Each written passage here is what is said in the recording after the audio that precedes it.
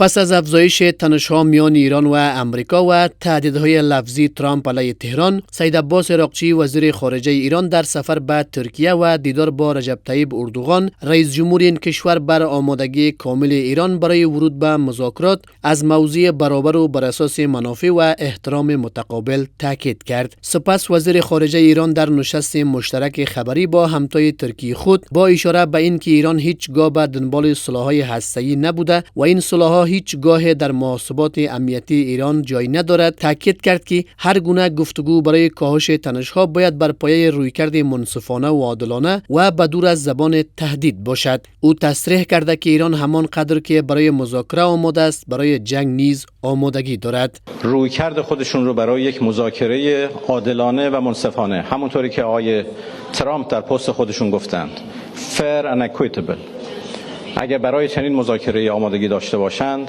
تهدیدات رو کنار بگذارند، جمهوری اسلامی ایران هیچگاه دیپلماسی رو کنار نگذاشته و نخواهد گذاشت.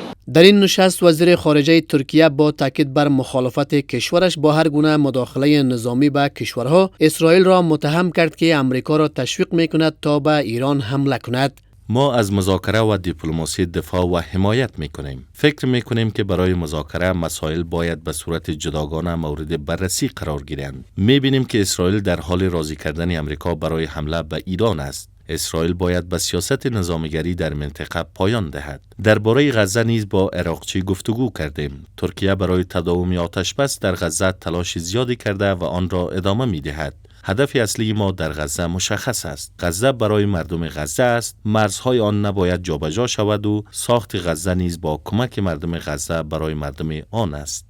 شماری از آگاهان روابط بین الملل مخالفت و هشدار شماری از کشورهای منطقه به امریکا در مورد حمله نظامی به ایران را مانع اصلی حمله واشنگتن به تهران می‌دانند. سفر وزیر خارجه یا حتی آقای عراقچی و امروز دیروز فکر می‌کنم پزشکیان رفت وارد مسکو که قرار است اگر تهاجم نظامی شود نقش از این متحدین در این جنگ چی میتونه شود. هرچند در شورای امنیت سازمان ملل متحد نماینده روسیه هشدار داد برای آمریکا که باید فکر بکنه قبل از اینکه حمله بکنه.